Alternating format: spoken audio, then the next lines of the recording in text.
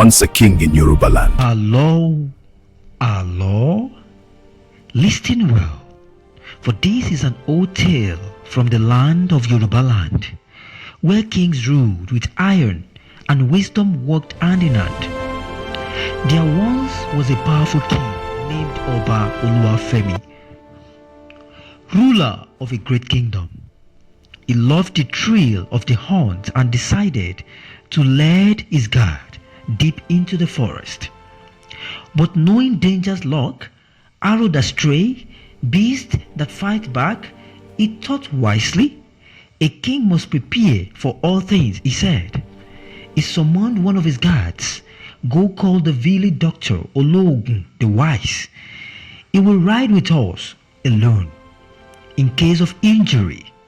The guard fetched Ologun, who agreed humbly.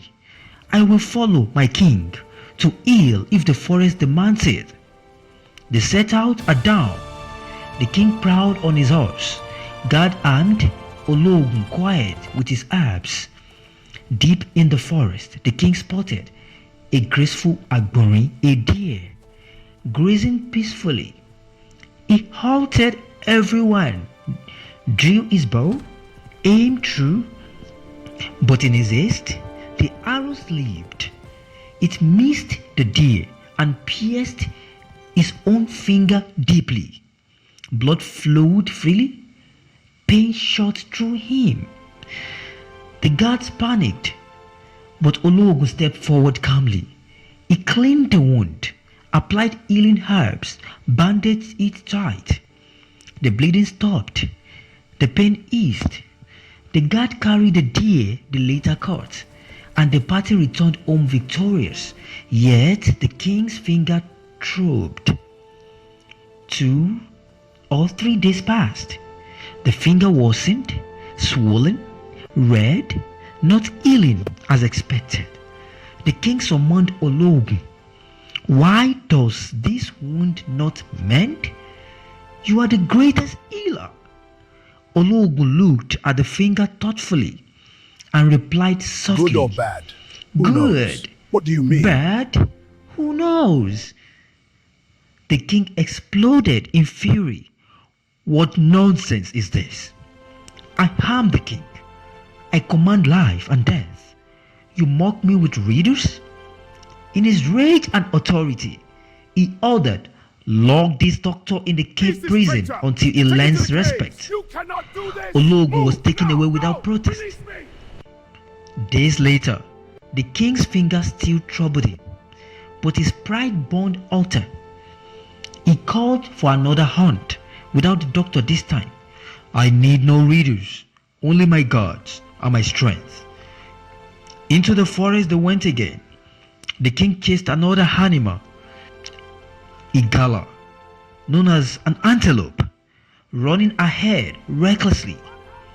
Suddenly, he busted into a clearing where indigenous people of deep wood held their sacred spiritual day, preparing sacrifices to their gods. They needed a perfect, complete human offering. The king, unaware, ran straight into them. His guards fled in fear and hide. The people seized the king, tied him to a tree for beheading. They danced with joy. The gods have sent us fine meat. But as they raised the blade to behead the king, one elder looked closely at the king's bound hands. Wait! He yelled. His finger is missing. Part of it is gone. The wound still raw. It is not complete.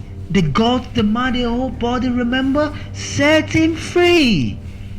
They untied him and drove him away. The guard emerged from hiding, rejoiced, and escorted their king home safely. As they rode back, the king remembered Ologun's words. Good or bad, who knows? He saw clearly now. The injury that angered him had saved his life. What seems a curse was a blessing from the universe. He rushed to the cave, ordered the doctor's release, knelt in apology, and showered him with gifts, clothes, courage, land, honor. Forgive me, wise one. You spoke truth when I had only insults. Ologu smiled gently. My king, we never know what the universe holds. An arrow shot into air flies once. Once launched, it is gone, and only time reveals where it lands. And so the tale teaches us what appears bad may be good in disguise. Trust the flow of life, value wisdom over hunger, and remember, good or bad, who knows? Loti Pario, my story has ended. What do you think, friends? Have you seen a bad thing turn into a blessing? Share in the comments. See you again.